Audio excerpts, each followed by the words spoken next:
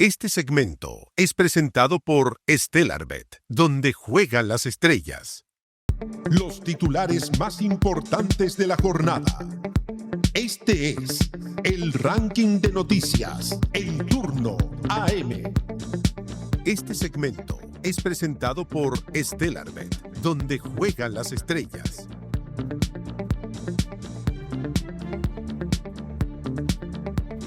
Abrimos el ranking de noticias con la información. El incendio forestal en el sector Trinitarias que devastó zonas de Penco y Tomé, dejando 20 personas fallecidas, tiene como único imputado a Claudio Luna Muñoz, quien quedó bajo arresto domiciliario nocturno. Fiscalía lo acusa de provocar el fuego por la utilización de una estufa artesanal defectuosa mientras trabajaba como cuidador de una vivienda en el sector.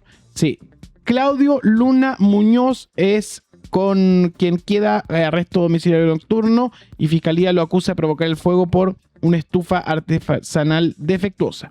Aunque se investiga un posible origen eléctrico negligente en el foco Rancho Chico, se determinó que fue el foco Buen Retiro vinculado a Luna el que había iniciado la tragedia. En paralelo, el siniestro forzó la suspensión del proceso ambiental de 6 proyectos empresariales, entre ellos la controvertida planta de tierras raras de Aclara en el Gran Concepción. Está con nosotros Camilo Espinosa para los detalles. ¿Cómo está, Camilo? Bien, aquí estamos. Se supieron más antecedentes de este caso del incendio. Se habla ahí de estufa, también se habla de cocina, pero la historia va más o menos así. Este es un trabajador, el señor Claudio Luna es un trabajador de un Fundo San Pablo, que ese día tenía un bautizo. Que no por ahí no se ha resaltado mucho en los medios de comunicación. De hecho, estaba aquí viendo la pauta y tampoco había mayor información, pero había un bautizo y en ese bautizo les pidieron a estos dos trabajadores, a él y su pareja, trabajar en el bautizo, como ganarse alguna luquita extra, particularmente a la señora que estaba en funciones de copera en dicho bautizo. Y él dijo, bueno, voy a ir a hacer el almuerzo, y estaba preparando un pollo al jugo con arroz en esta cocina en mal estado. Este fue el testimonio que entregó ayer a los medios de comunicación, ahí lo estamos viendo. Y dice que, bueno, la cocinilla, la cocina a leña, tenía 2 leños y le echó un tercero. Un tercer palo, y después se fue, digamos, a la zona donde él dice que estaba escuchando radio, que vendría a ser algo como esto es más o menos a las 3, 4 de la tarde, más o menos, está ocurriendo, hasta que escucha un ruido raro. Ahí se percata que la cocina botaba chispas hacia afuera y se había provocado un incendio, el cual ya estaba agarrando mucha fuerza en ese momento. Él cuenta que fue corriendo a avisar a los jefes de la situación, que en el momento en este lugar no encontró ningún elemento para poder apagar el siniestro, y que incluso tuvo que ocupar agua de una piscina que está ubicada más o menos a 200 metros de la vivienda. Ahí se produce el fuego, llaman a bomberos, se logra controlar, y eso es lo curioso, porque esto se logra controlar. Este es este primer foco, y algo así como 1,5 kilómetros más allá se produce el foco, según estipula la fiscalía, producto de una pavesa que salió desde este foco hacia allá, y horas más tarde partió el incendio conocido como las Trinitarias, que fue el gran incendio, el que provocó la muerte de personas. Perdón la ignorancia. ¿Qué es una pavesa? Una pavesa es básicamente una ramita ardiendo, que se la lleva el viento y se la lleva hacia otro lado. Estoy mirando una definición, Acá dice, partícula ligera incandescente desprendida de un material en combustión. Claro, una ramita que se escapa por viento, etcétera. Claro, y él es fundamentalmente lo que provoca la expansión en general de los incendios y el fuego, que fue en este caso. Esto, digamos, si fue o no la causa del incendio, todavía va a ser parte de la investigación. Esta persona quedó formalizada y, tal como comentaba al principio, en arresto domiciliario. Pero yo creo que se le ha puesto poco el foco y el llamado de atención a que acá, aparentemente, al menos según el testimonio de esta persona, los jefes tenían todo en bastante malas condiciones. O sea, la misma cocinilla, nadie le advirtió que estaba mala y que le permitieron cocinar ahí, y que tampoco tenía ningún elemento cerca del lugar para poder controlar un incendio, que en lugares más rurales como esto, debiese ser al menos un elemento de precaución. No había extintor, no había agua o fuentes de agua que permitieran, digamos, controlar desde el momento en que esto se produce, sino que ya no se logra actuar hasta que ya el fuego está bastante grande y ya había consumido varias partes de este terreno, el Fundo San Pablo que queda en esta localidad, digamos, rural, cerca de Penco, cerca de Lirquén, en fin, donde se produjo el fuego. Eso por un lado, que es lo que ocurrió ayer. Vimos esta, no sé si tenemos o podemos ver alguna cuñita que entregó Claudio Luna, de 39 años, y que está siendo acusado de los 20 cuasi delitos de homicidio. O sea, las 20 personas que fallecieron en los incendios, al menos la fiscalía se los está imputando a él. Y lo otro que también comentabas es la suspensión en general de todo proyecto empresarial en la zona, justamente por los incendios. Aún hay investigaciones, hay un proceso grande que hacer ahí. Debiese estar llegando la PDI a la zona, realizando, digamos, todas las pesquisas justamente como parte de esta investigación, y también por las circunstancias de fallecimiento de las personas que han fallecido hasta ahora en estos incendios. Y entre ellos, claro, está la polémica que ha dado pie a un montón de comentarios en redes sociales. Incluso acá lo comentó el encargado de prevención de CONAF sobre este proyecto de tierras raras, que hace tiempo ya estaba observando y realizando este monitoreo en la localidad de Penco, y que lo vimos hace algunas semanas también. El presidente electo José Antonio Kast lanzó algunos comentarios irónicos respecto a los 6 naranjillos que habrían impedido, digamos, la realización de este proyecto de acuerdo a su juicio. Así que, ojo, es importante también aclarar que esta suspensión no tiene carácter permanente. O sea, pueden retomarse más adelante, puede ocurrir. Es, digamos, durante todo este proceso en que la zona siniestrada va a ser parte de investigación de recuperación también de algunos terrenos que fueron, digamos, arrasados por el fuego. Dentro de también lo que está pasando, hay hipótesis de negligencia eléctrica en Rancho Chico. Además del foco inicial, la Fiscalía indaga un posible origen en el sector Rancho Chico vinculado a una negligencia eléctrica. Según Cartagena, se trata de antecedentes preliminares, pero el peritaje de la PDI, CONAF y el equipo fiscal apuntan a un accidente eléctrico no intencional. Oye, un último datito, el GORE del Biobío convocó al arquitecto Sergio Variswil, no sé si lo estoy pronunciando bien, perfecto, sí. Que fue Premio Nacional de Arquitectura. Él es un tremendo arquitecto reconocido, académico, se dedica hace mucho tiempo y va a estar a cargo del proceso de reconstrucción. Así que un buen nombre, digamos, para este proceso, que esperemos sea lo menos más expedito. Ayer se generó mucha crítica porque recién fue por primera vez el ministro Montes a la zona y evitó hablar de reconstrucción. Entonces, nuevamente está generando ruido lo que pasó en Viña del Mar y toda esa zona con lo que podría llegar a pasar en Biobío. Puesto número 2.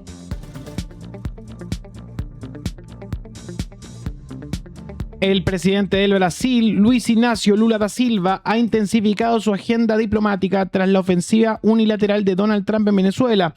Desde Sudamérica, Lula busca defender el multilateralismo y preservar el orden internacional. En menos de 2 semanas sostuvo 12 conversaciones clave con líderes mundiales buscando reforzar alianzas, frenar el aislamiento diplomático y mantener la estabilidad regional.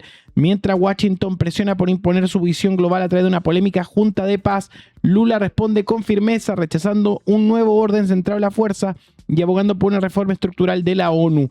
A días de reunirse con el presidente electo José Antonio Kast en Panamá, Lula proyecta a Brasil como potencia dialogante en medio de tensiones geopolíticas y la antesala de un año electoral.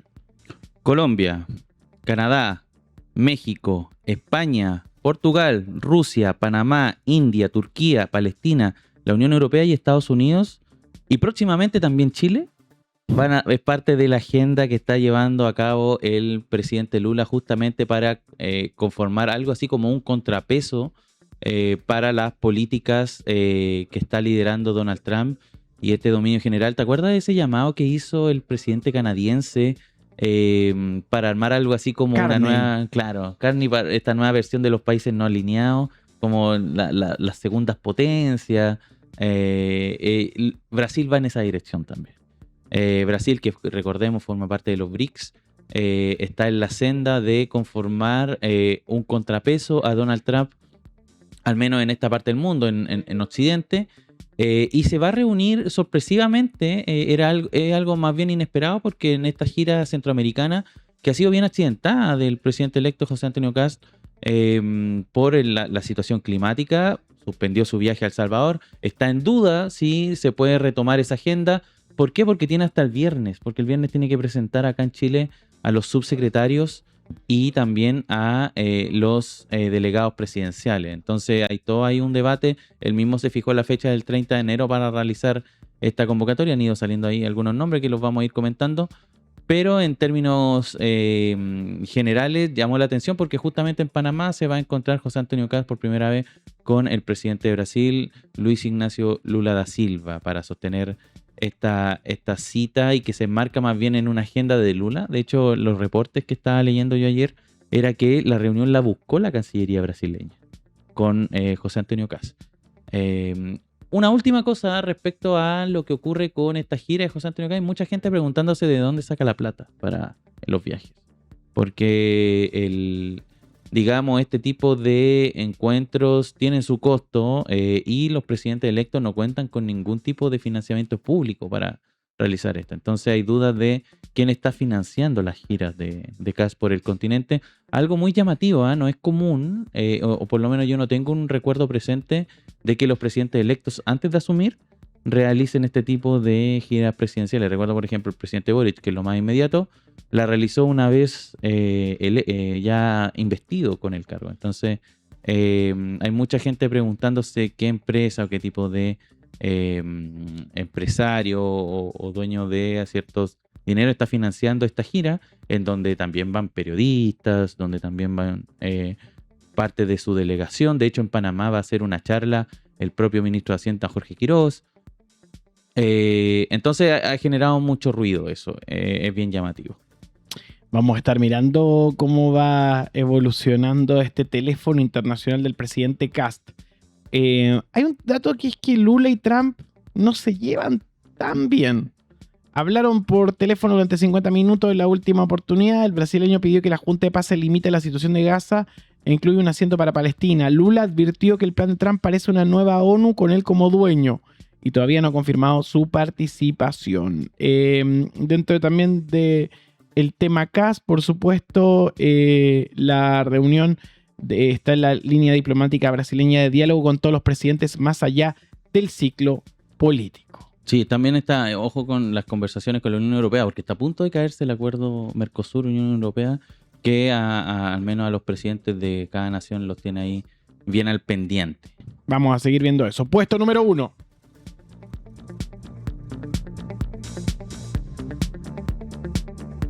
El presidente electo José Antonio Kast retoma su gira internacional con una agenda clave en Panamá, donde participará en el Foro Económico Internacional de América Latina y el Caribe y sostendrá una reunión bilateral con el presidente brasileño Luis Ignacio Lula da Silva. Su visita se enmarca en un contexto regional marcado por tensiones políticas y modelos de gobernanza divergentes. En paralelo, Kast evalúa concretar su esperada visita a El Salvador para conocer el modelo de seguridad de Nayib Bukele, incluida la polémica megacárcel Secot. Sin embargo, voces críticas como la del investigador Marco González Hernando advierten que este modelo no solo implica represión criminal, sino también silenciamiento civil y exilio institucional. Oye, es bien llamativo. A ver, vamos por parte, porque hay varias cosas del mundo Kast a lo que hay que atender acá. La primera, y que yo creo que es la más inmediata, es que finalmente fueron los ministros a esta charla de los futuros ministros a esta charla que está realizando Contraloría en términos de probidad, salvo una, Jimena Rincón, pero era porque tenía trabajo. Para que los que están pensando mal, tenía trabajo en el Senado. Suena muy mal que todavía hicimos una charla de probidad, vinieron todos menos tú. No, sí. Imagínate estar así como, mira, vamos a hacer una charla de probidad en esta oficina, pero y van todos y hay uno que no va y dice tampoco probó. Inmediatamente todos empiezan a dudar. Sí, hay mucha gente ahí, sobre todo en la red, generando esa como burla. Pero claro, no, entiendo yo ayer... Estamos todos, solo faltas tú, decía Marcelo. Sí. Entiendo que estaba en labores de comisión y digamos, porque recuerden, en la última semana de discusión de temas en el Congreso, entonces están ahí con el acelerador a full para tratar de discutir y en lo posible aprobar o rechazar la mayor cantidad de proyectos posibles. Eso con respecto a este curso, la charla que realizó Contraloría, que, ojo, también es secreta. O sea, no vamos a ver qué se conversó. Pero se especulaba ayer que la conversación iba, por ejemplo, de cosas tan niñas. Podría decir uno, por ejemplo, los ministros y el presidente tienen prohibido bloquear personas en redes sociales. Entonces, y tiene mucha, ¿eh? Hay un proceso ahí que iniciar que va a quedar medio pendiente en el corto plazo. Yo nunca he sabido si me tiene bloqueado. ¿Cas? Es que yo nunca le he hecho nada. A mí, ¿sabes que me tiene bloqueado? Y no sé por qué, si nunca he comentado de ella. Camila Flores. En Twitter. No me tiene bloqueado. ¿No? No. Camila Flores te tiene bloqueado. Tenís suerte. Pero Cas no. Cas tampoco no me tiene a mí bloqueado. Pero sí conozco mucha gente que lo tiene ahí. Entre ellos nuestro analista residente Álvaro Valenzuela Mazo, que es parte de quienes están en esa condición. Y ya le puso ultimátum al presidente electo para que lo desbloquee. Vamos con, bueno, ya lo comentamos un poquito en el número 2 del ranking. La visita de Kast a El Salvador está muy en veremos y yo te diría prácticamente caída, salvo que puedan gestionar pasajes en algún tipo de avión privado de última hora. Él podría realizar finalmente esta visita a la megacárcel. Y tal como comentaste también, generó crítica ayer en una carta que se volvió muy viral al Mercurio de Marco González, en donde él cuenta la historia de algunas instituciones, algunas organizaciones de la sociedad civil que o están operando en el exilio justamente porque tienen complicaciones de hacerlo dentro del país, o si están dentro del país no pueden realizar críticas o esbozar digamos elementos que cuestionen a Bukele. Porque, y esto ojo, lo están hablando muchos, que ya le están dando estatus de dictadura al gobierno de Bukele en El Salvador. Entonces, desde la aprobación del proceso de reelección, las dificultades también que está teniendo la oposición, la pequeña oposición que todavía se conserva ahí dentro del Congreso salvadoreño. Entonces hay mucha discusión en torno a esta deriva autoritaria que está teniendo Nayib Bukele. ¿Qué más del mundo CAS? Tenemos algunos nombres que han ido saliendo. Yo creo que tal vez los más llamativos que han ido saliendo. A ver, vamos con algunos importantes. Máximo Páez vuelve al gobierno. Máximo Páez, que fue puntal de la derecha en el segundo proceso constituyente, que también tuvo bastante trayectoria del mundo del piñerismo en los gobiernos anteriores de Sebastián Piñera. Va a ser el subsecretario de Interior. Es decir, van a haber 2 UDI en Interior. Va a ser completamente, no va a haber ningún tipo de contrapeso en esa cartera, totalmente otorgado al gremialismo, todo aquello. En la Subdere, que muchos dicen es la subsecretaría con más poder a nivel nacional. ¿Por qué tiene tanto poder? Porque maneja muchos recursos y tiene contacto con las regiones y las comunas y todo lo que tiene que ver con el desarrollo regional. Siempre se habló de que la Subdere era quien manejaba, por ejemplo, los hilos de las precampañas, es decir, entendía como los gobiernos, las administraciones de los municipios, los gobiernos regionales, las intendencias de otros años, hoy gobernaciones, forman parte, digamos, de esta estructura. Entonces, la Subdere quedaría a cargo de un republicano, el señor Sebastián Figueroa. Él sería el nombre elegido para esta poderosa cartera que tiene, claro, esa ambivalencia de ser un lugar, el manejo de la billetera práctica, de dónde se van a hacer las construcciones, dónde se van a hacer los proyectos, dónde se va a invertir finalmente la platita del Estado. Se habla de que Constanza Castillo, RN, también llegaría a Sexpress, por lo tanto también sería una cartera monopolizada por RN. Todo esto, recordemos, se va a confirmar el viernes.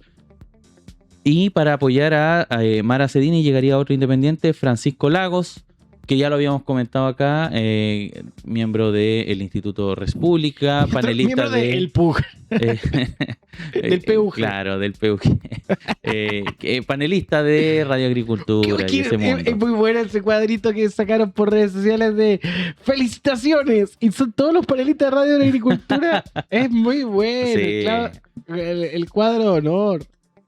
Esa es la escuela que llega. Nosotros deberíamos tener uno de bienvenidos. Sí. Oye, para cerrar, lo último, dieron algunos nombres también en educación. De hecho, están los 3 nombres, los sacó Exante. ¿Cuáles son los que...? Y el que ha generado polémica es quien quedaría en la Subsecretaría de Educación Superior, el señor Fernando Peña, que fue Seremi. Y ha sido polémico porque hay un reportaje que realizó Radio Bio Bio hace algún tiempo, durante la administración de Piñera, donde Peña era Seremi, y empiezan a hablar y a expresar opiniones de distintos actores del mundo social e institucional de la educación sobre los colegios mixtos.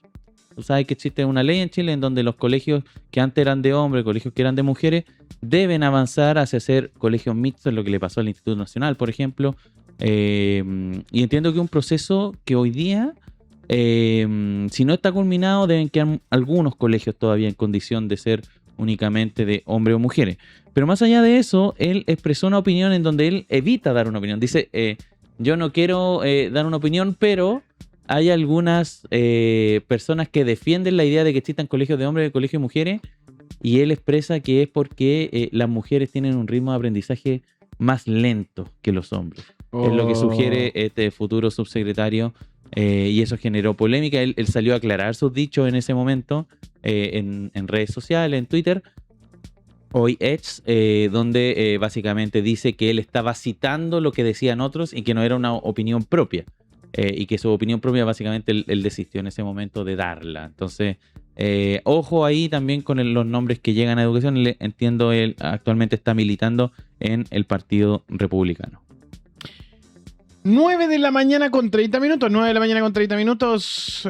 Camilo Espinosa. Seguimos monitoreando todas las noticias todo el día acá en Turno a través de Instagram.com/turno en vivo para quienes nos están viendo. ¿Algún otro punto importante del día de hoy? Te iba a preguntar. ¿Te tiene bloqueado Camila Flores? ¿Me tiene bloqueado Camila ¿Tu Flores? segundo nombre no será Percy?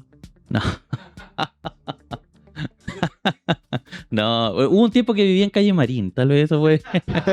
Tal vez eso le molestó a la senadora. Oye, se viene una conversa muy buena ahora, está Nico Sepúlveda, para hablar del tema que, digamos, va a tomarse, creo yo, la semana, que es el caso Vivanco, que ya es un caso en sí mismo, te diría. Ya se transformó en se habla de una caja pagadora de fallos en el Poder Judicial, así que van a estar profundizando ahora con Nicolás Sepúlveda de reportea.cl. Vamos con eso. Gracias, Camilo. Nos vemos, que estés bien. Los titulares más importantes de la jornada. Esto fue el ranking de noticias en Turno AM.